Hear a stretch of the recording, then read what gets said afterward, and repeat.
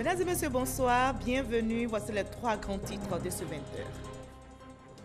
Un conseil des ministres extraordinaire s'est tenu ce vendredi au palais présidentiel avec un seul point à l'ordre du jour, la révision de la Constitution. Le gouvernement réuni autour du président Alassane Ouattara a évoqué les réformes concernant notamment le statut du vice-président de la République proposé pour être nommé avec l'accord du Parlement.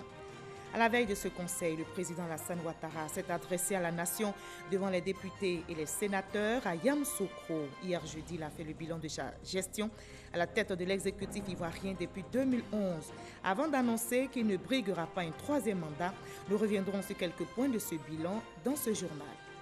Quelle analyse faire de cette adresse du président de la République à Yamoussoukro? Le président Ouattara ne briguera pas un troisième mandat. Il a promis donc de passer la main à une jeune génération. Quelle leçon de démocratie tirée de cette annonce? La rédaction de RTI 1 passe à la loupe le discours du chef de l'État dans ce 20h. Ravi de vous retrouver sur RTI 1. Un conseil des ministres extraordinaire s'est tenu aujourd'hui au palais présidentiel. Il y avait un seul point à l'ordre du jour, la révision de la Constitution. Le gouvernement réuni autour du président Alassane Ouattara a évoqué les réformes concernant notamment le statut du vice-président de la République. Il est proposé pour être nommé avec l'accord du Parlement. La révision touche aussi le pouvoir législatif et judiciaire. On en sait plus avec Jérôme Kofi Abolin.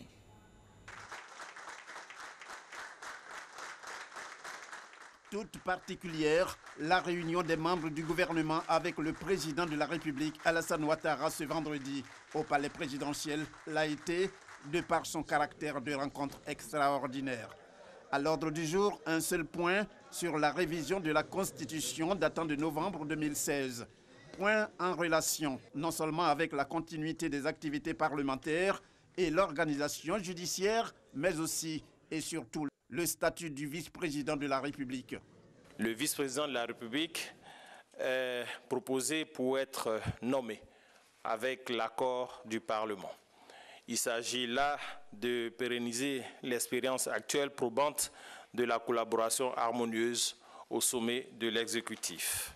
Avant d'entrer dans le vif du sujet, le Premier ministre Amadou Gon Coulibaly a salué la disponibilité du président Alassane Ouattara à continuer à œuvrer pour le bonheur des Ivoiriens après sa décision de ne pas briguer un autre mandat pour la magistrature suprême lors du scrutin présidentiel prévu en octobre 2020.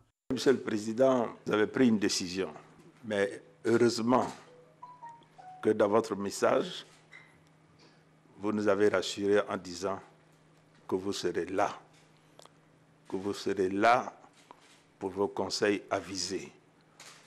Vous serez là pour continuer de faire en sorte que votre pays puisse continuer de bénéficier de vos relations. Vous serez là pour assurer ce rôle de régulateur pour que la Côte d'Ivoire continue d'être en paix et en stabilité. Comme le Premier ministre, le vice-président Daniel Kablan d'un camp ne fait pas autre chose que de s'assurer du soutien ou du leadership du président Alassane Ouattara. Ce que nous souhaitons tous, c'est qu'effectivement, notre pays reste un pays de paix et un pays de progrès. La jeune génération est quelque chose de naturel, si je puis dire. Il est normal que la génération partante laisse à la génération qui vient plus que cette génération n'a reçu. Ce président, c'est quelque chose d'essentiel parce que les tourbillons et les turbulences malheureusement, dans nos mondes actuels, sont nombreux. Et il faudrait qu'effectivement, si des choses de ce genre arrivent, disons que par votre savoir-faire, par votre sagesse, puissiez donc indiquer la voie à ceux qui prennent donc la relève. C'est l'occasion pour le président de la République, Alassane Ouattara, de se féliciter des bons résultats réalisés, indiquant que seule l'union permet d'aller de l'avant. Je suis heureux de ce que la Côte d'Ivoire est devenue aujourd'hui. Le bilan est le nôtre à tous, chacune et chacun de vous autour de cette table, et même ceux qui ne sont pas là, et surtout de l'ensemble de nos concitoyens. Notre décision de transmettre le pouvoir à une jeune génération est une volonté commune. Nous croyons à ce que nous avons dit. Mais ce qui importera le plus autour de cette table, puisque vous êtes un gouvernement RHDP, c'est l'union entre vous.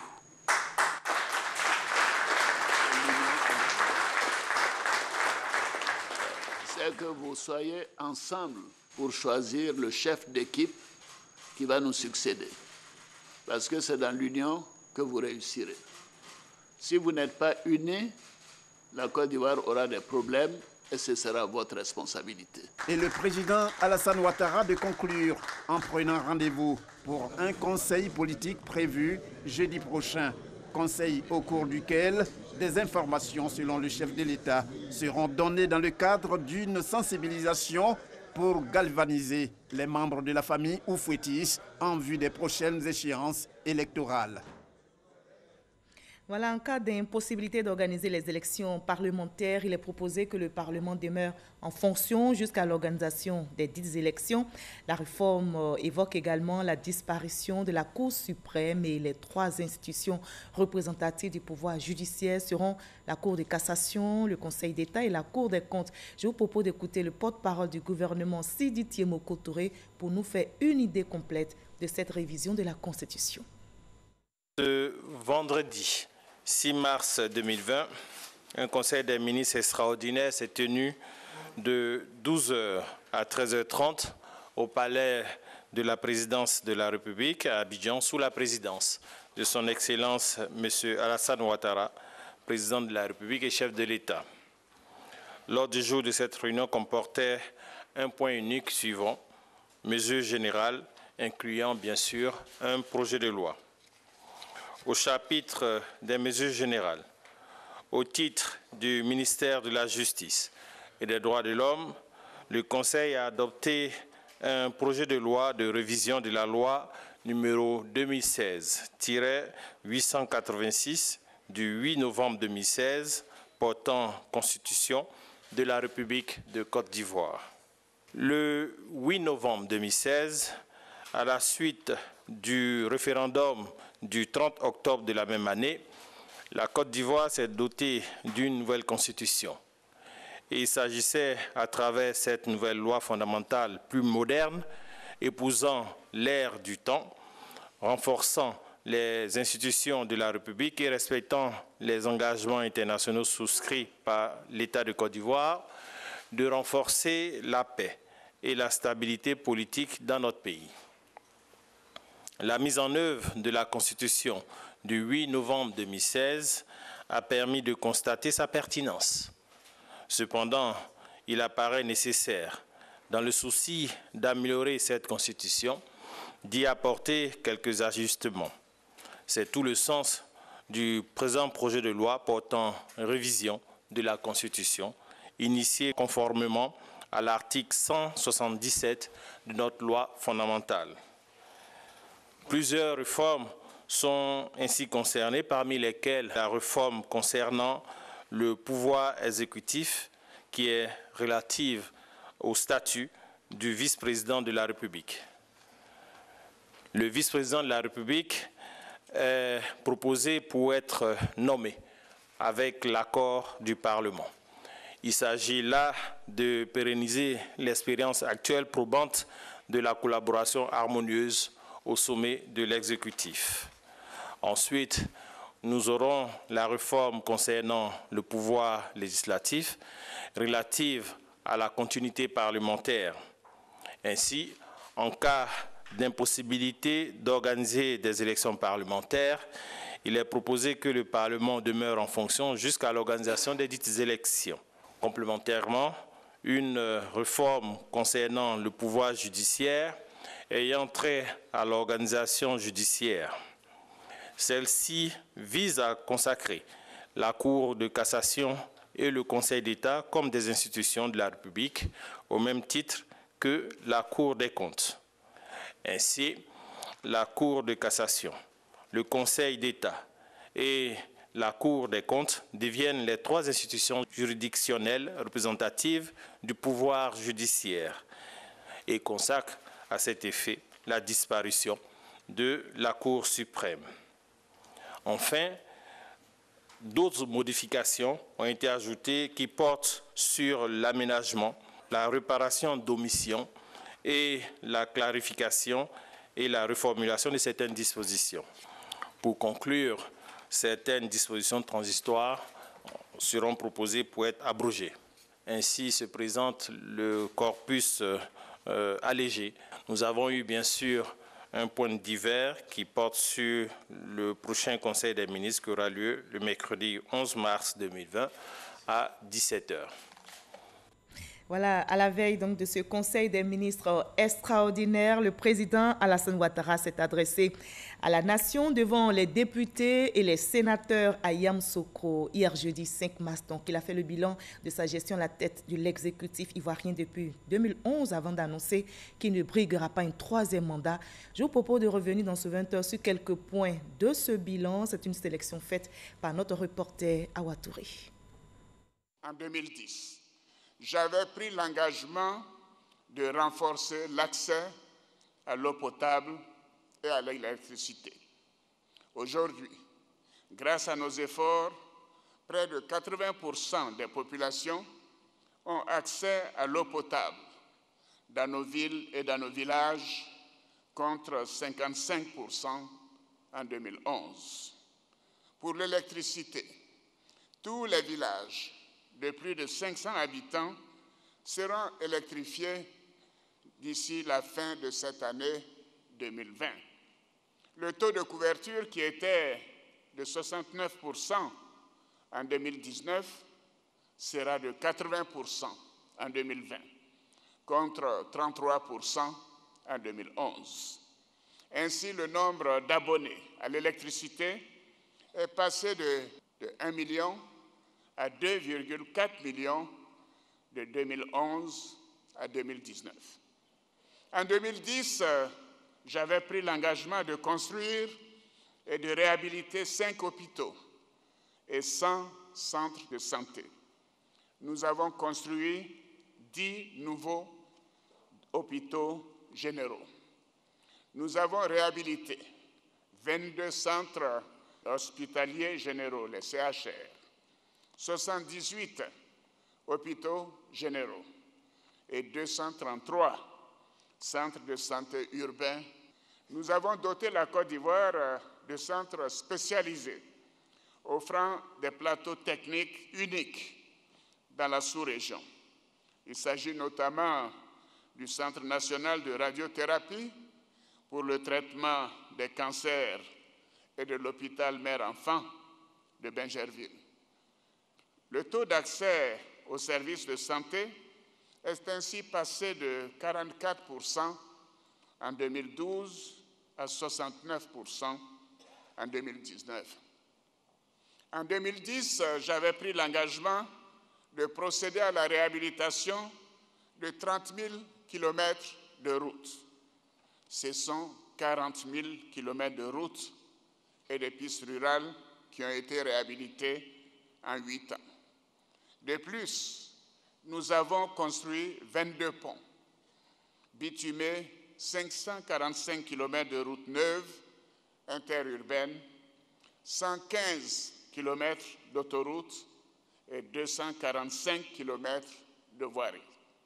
Nous avons doté la Côte d'Ivoire d'infrastructures modernes qui changent le visage de nos villes et nos villages et améliorent le quotidien de nos concitoyens. En 2010, j'avais promis 5 universités. À ce jour, 7 universités sont fonctionnelles. Il s'agit des universités de Cocody, d'Abobo Adiamé et de Bouaké, qui ont été réhabilitées. Des unités de recherche et d'enseignement supérieur, les URES, de Daloa et de Korogo, qui ont été transformées en universités, de l'université de Mans et de l'université virtuelle d'Abidjan, qui ont été ouvertes. Les universités de San Pedro et de Bondoukou sont en construction. Les travaux de la ville universitaire d'Adjaké et de l'université d'Odjéné seront lancés cette année 2020. Enfin, les procédures sont en cours pour la nouvelle université d'Abangourou. J'avais promis l'école gratuite et obligatoire jusqu'à l'âge de 15 ans. Par la loi du 17 septembre 2015, l'école est désormais obligatoire en Côte d'Ivoire pour les enfants de 6 à 16 ans. De plus, l'État a accompagné cette mesure par la gratuité totale et la distribution de kits scolaires jusqu'à la fin du primaire, ainsi que la construction de 33 698 salles de classe du primaire et de 277 collèges et lycées entre 2011 et 2019 sur toute l'étendue du territoire. En 2010, j'avais promis 1 million d'emplois. Nous avons créé près de 3 millions d'emplois entre 2011 et 2019 et financé de nombreux projets pour les jeunes. En 2010, j'avais promis des frais d'accouchement gratuits. Aujourd'hui, les femmes de Côte d'Ivoire bénéficient gracieusement de kits d'accouchement et de césarienne à travers les centres de santé du pays. J'avais promis de faire financer 500 000 projets de femmes. Grâce au Fonds d'appui aux femmes de Côte d'Ivoire, le FACI, ce sont 215 000 femmes qui ont bénéficié du financement de leurs projets et plus de 100 000 femmes ont reçu les financements des ministères compétents. J'avais promis la couverture maladie universelle, la CEMU. Elle est opérationnelle depuis le 1er octobre 2019 et près de 3 millions de personnes ont été enrôlées. J'avais promis un revenu minimum garanti aux producteurs. Aujourd'hui, nos parents paysans bénéficient d'une meilleure rétribution pour leur labeur grâce à notre décision de leur garantir au moins 60% des prix de nos produits de base sur les marchés internationaux.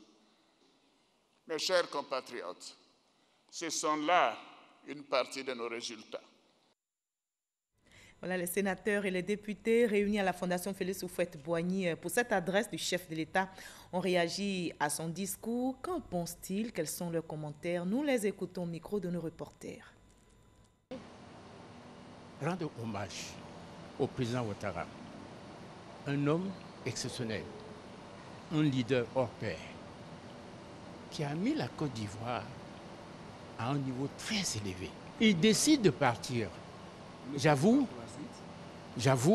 que personnellement, j'aurais voulu qu'il soit candidat, personnellement. Nous savons les conditions dans lesquelles le président de la République, son Excellence Alassane Ouattara, est arrivé au pouvoir. Quelles ont été ces difficultés? Ça me fait penser à un grand homme de l'histoire de l'humanité, le prophète Joseph. Le prophète Joseph qui a été malmené par ses frères. Mais le prophète Joseph a pu conquérir le pouvoir. Mais lorsqu'il a conquis le pouvoir, il a essayé de rassembler l'ensemble de ses frères à travers des actions concrètes. Et le président nous a déroulé un bilan qui se voit, un bilan qui est élogieux dans tous les secteurs d'activité. Je ne peux que féliciter le président Ouattara. Il a tenu parole, il voulait 5 ans, il a demandé un renouvellement pour une dizaine d'années. Aujourd'hui, ça fait 9 ans.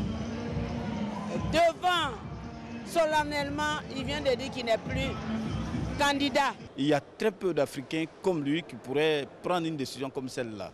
C'est pour cela que davantage nous l'aimons. C'est pour cela que davantage nous avons raison de lui faire confiance. Et ce qui nous rassure, il a dit, je donne le pouvoir à une nouvelle génération, mais je serai à côté pour orienter, pour donner les relations que j'ai, pour aider à construire la Côte d'Ivoire. Toujours la Côte d'Ivoire, grâce à lui, ira devant. Et nous en sommes très fiers. Le président Ouattara vient de démontrer encore une fois, si besoin en était donné, qu'il est quelqu'un d'exceptionnel. Il a libéré le pays. Vous comprenez?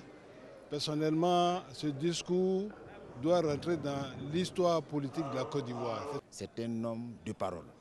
Quand on on arrive à analyser ce discours de fond en comble, vous comprendrez avec quelle dextérité il a dirigé vraiment le pays, avec quelle magie il a redressé.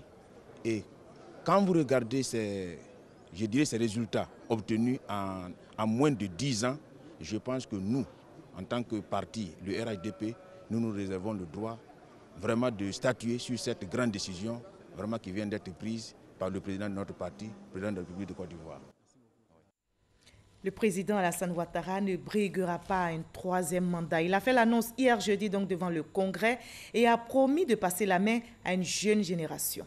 Quelle leçon de démocratie tirer de cette annonce? Une annonce qui fait croire en des lendemains démocratiques plus heureux pour la Côte d'Ivoire, puisque le pays a la chance de vivre sa première passation de pouvoir d'un président élu à un autre. Je vous propose le décryptage de Sylvie Touré. Partira, partira pas. Les paris étaient ouverts pour les uns et les jeux faits pour les autres. Ils peuvent donc déchanter ceux qui avaient misé pour un 3e mandat du président de la République au prétexte de la nouvelle constitution, donc nouvelle République, avec le compteur de mandat à 0. Ils doivent déchanter aussi ceux qui attendaient Alassane Ouattara au carrefour du 3e mandat pour le classer dans le camp des prédateurs de la démocratie. Alassane Ouattara s'est plutôt rêvé héros de la démocratie. Ce 5 mars, il a inscrit son nom sur la shortlist des chefs d'État, modèle sur un continent où la denrée est bien rare. Le président a mis fin au suspense, il ne remplira pas pour un 3e mandat, il passera plutôt la main à une jeune génération. Mais pas n'importe laquelle, des jeunes Ivoiriens, honnêtes, compétents et expérimentés. Prend-il le soin de préciser. Des jeunes qui ont fait leur classe et leurs preuves à ses côtés, comme lui a été élève assidu à l'école du père de la nation, Félix Houphouët-Boigny. Ado, l'autre bâtisseur s'en ira à la fin de son mandat. Lamentation, inquiétude, larmes chaudes comme discrètes à ce rendez-vous de l'histoire. Il en est ainsi des adieux, surtout quand le concerné a marqué son époque. L'homme est fier de ses performances et reconnaît ses limites. Je n'ai certainement pas tout réussi, mais les résultats sont là. J'ai donné le meilleur de moi-même pour mes compatriotes parce que j'aime mon pays, lâche-t-il. Alassane Ouattara ne s'accrochera pas au pouvoir, il n'a cessé de le marteler depuis toujours. Plus récemment encore, au meeting du RHDP en décembre dernier, lors du Ibrahim Governance Weekend en avril et au premier congrès du RHDP en janvier 2019. Parole donnée, parole tenue. Il s'en ira au terme de son 2e mandat sans toutefois s'éloigner. Bien évidemment, je reste disponible pour apporter ma contribution par mes conseils et mes relations, rassure le chef de l'État qui permet à la Côte d'Ivoire de faire un pas en avant vers la démocratie en offrant au pays la chance de faire sa première passation de pouvoir d'un président de la République à un autre. Décryptage signé pour vous par Sylvie Touré, rédactrice en chef adjointe de la rédaction de RTI1. Cette décision du président Alassane Ouattara de ne pas briguer un 3e mandat, décision annoncée hier dans la capitale politique ivoirienne à Yamoussoukro, a fait réagir bon nombre d'Ivoiriens. Notre reporter Éric Goré a rencontré certains d'entre eux. Je vous propose de voir leurs avis dans son compte rendu. Alassane Ouattara ne briguera pas un autre mandat. Cette information a été donnée par le chef de l'État devant les sénateurs et les parlementaires ivoiriens réunis à Yamoussoukro. Une décision du président de la République saluée par l'ensemble des populations. Le fait de renoncer à briguer un 3e mandat, le président ainsi libère tout le monde. Et je voudrais, au nom de mon parti, lui être reconnaissant pour cette grandeur. Et en même temps, c'est aussi une leçon qu'il aussi donne. Je crois qu'en 2016 ou 2017, il avait dit qu'il avait seulement besoin de 2 mandats et il a respecté sa parole. Et c'est ça qui est salutaire, c'est ça le plus important. Je suis heureux que le président Alassane Ouattara prenne une décision aussi sage, très très sage, de sortir par la grande porte. Parce que c'est très important. Vous savez, 2020, il y a trop de bruit, il y a trop de choses qui se disent. Et quelqu'un qui a aussi vraiment en 2 mandats à bâtir, à travailler, ça il faut reconnaître du sud de l'opposition, il faut reconnaître les bienfaits du monsieur. Je dois d'abord féliciter le président de la République parce que ça a été une grande décision. Mais toute la Côte d'Ivoire ne s'entendait pas à cette décision. Mais je pense que la sagesse a primé. Aujourd'hui, nous reconnaissons que Alassane est vraiment un grand homme. Cette décision montre la grandeur de l'homme, selon certaines personnes. Il décide de partir alors que nous avons besoin de lui. Il décide de partir alors que la loi fondamentale, les conditions sont réunies pour qu'il puisse faire un autre mandat au service donc, de notre pays. Parce qu'il a encore des ressources, parce qu'il a encore beaucoup à apporter à la Côte d'Ivoire. Mais il dit non, je vais passer le flambeau à une nouvelle génération, cette nouvelle génération que je vais encadrer. Vraiment, nous sommes admiratifs. Il a respecté sa parole et je pense que c'est le plus important. Toute autre considération au-delà de cela n'est que de la distraction pure et simple. Alassane Ouattara part et promet laisser la place à une nouvelle génération. Une décision qui n'est pas du goût de certains Ivoiriens. Oui, je n'ai pas confiance en la jeunesse dont il parle. Pourquoi? Parce qu'elle est fougueuse. On ne peut pas diriger un pays avec des menaces ou bien avec une certaine fougue. Je ne sais pas quoi. Un vieillard assis par terre sur un tabouret voit mieux qu'un jeune assis sur une montagne qui regarde tout. On peut transférer le pouvoir à la jeune génération. Mais tant que cette jeune génération n'est pas couronnée par les anciens plus sages qu'eux, on va toujours à la catastrophe. Ces avis sont battus en brèche par d'autres Ivoiriens. Aujourd'hui, la nouvelle génération, il y a beaucoup d'inquiétudes. Mais il faut essayer, comme le président Ouattara lui-même vient de dire, il faut essayer la jeunesse. Il faut essayer, dans la vie, il faut essayer. Si la nouvelle génération qui vient, qui ne font pas ce qu'on demande, on va aux élections. Si les autres aussi pouvaient le suivre, étant donné qu'il y a les jeunes, il faut qu'on donne la place aux jeunes, c'est tout à fait normal. Moi, je trouve que c'est logique, oui. Parce qu'il faut dire que non, c'est la jeunesse maintenant qui doit diriger. Voilà. Donc, si le président a dit ça, je trouve ça normal. C'est le 31 octobre prochain que les Ivoiriens iront aux urnes pour choisir leur candidat. C'est un reportage d'Éric Goré. Les têtes couronnées ont aussi réagi à la décision du chef de l'État devant le congrès à Yamoussoukro. Le président de la Chambre nationale des rois et chefs traditionnels a fait une déclaration pour remercier le chef de l'État, le président Alassane Ouattara, pour avoir érigé la Chambre en institution de la République. Nous vous proposons d'écouter le président de cette Chambre, Nana Montanoé, au micro de Mahama Traoré. Au lendemain du discours historique prononcé par le chef de l'État devant le Parlement réuni en congrès à Yamoussoukro, le directoire de la Chambre nationale des rois et chefs traditionnels se prononce. Un fait aura marqué les têtes couronnées, la décision du président de la République de ne pas briguer un nouveau mandat. En renonçant à se présenter aux élections présidentielles à venir, il a rehaussé l'image de marque du pays en s'inscrivant dans la lignée restreinte des hommes d'État africains qui ont montré qu'il est possible en Afrique et de manière pacifique de passer le témoin de la magistrature suprême. Une telle décision est à saluer. Autre fait qui vaut la reconnaissance de la chefferie traditionnelle au président de la République, l'adoption en Conseil des ministres le 26 février dernier d'un projet de loi organique portant composition, attribution et fonctionnement de la Chambre nationale des rois et chefs traditionnels. L'adoption du projet de loi organique par le gouvernement voit la concrétisation de nombreux efforts consentis afin d'assurer au mieux la nécessaire collaboration entre la chefferie traditionnelle et l'administration.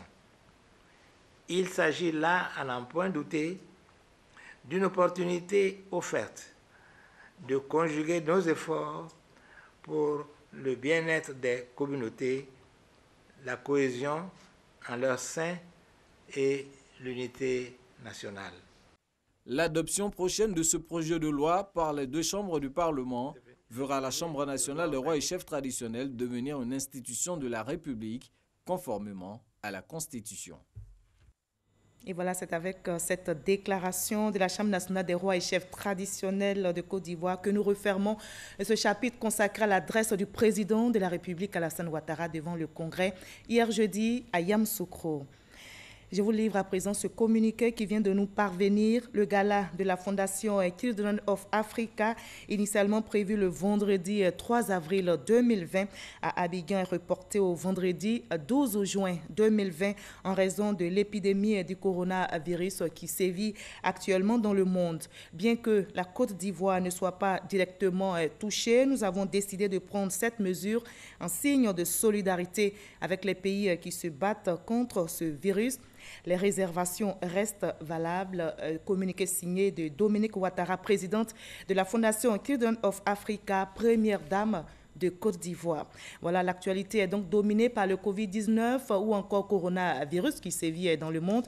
La Côte d'Ivoire prend des précautions et justement le ministère de la Santé et de l'OMS Côte d'Ivoire répond à la polémique selon laquelle 37 voyageurs en provenance de la Chine sont injoignables par les services de suivi sanitaire du pays. Selon les autorités, les 37 passagers ont été retrouvés avec le concours de l'ambassade de la Chine et de la Chambre de commerce des entreprises chinoises en Côte d'Ivoire. Ils ne présentaient aucun signe évocateur de la maladie à coronavirus et vagues à leurs occupations après avoir été confinés pendant 14 jours. Le coronavirus ou Covid-19 malheureusement touche certains pays. Le Cameroun et le Togo viennent d'enregistrer leur premier cas. Le ministre camerounais de la Santé précise que le malade est un Français arrivé le 24 février dernier à Yaoundé. Le Cameroun est donc le premier pays d'Afrique centrale et le 8e pays du continent à annoncer un cas du nouveau coronavirus. Au Togo, c'est une dame qui a séjourné successivement au Bénin, en Allemagne, en France et en Turquie qui a été déclarée positive. Mise en isolement, son état de santé ne suscite aucune inquiétude majeure selon les autorités.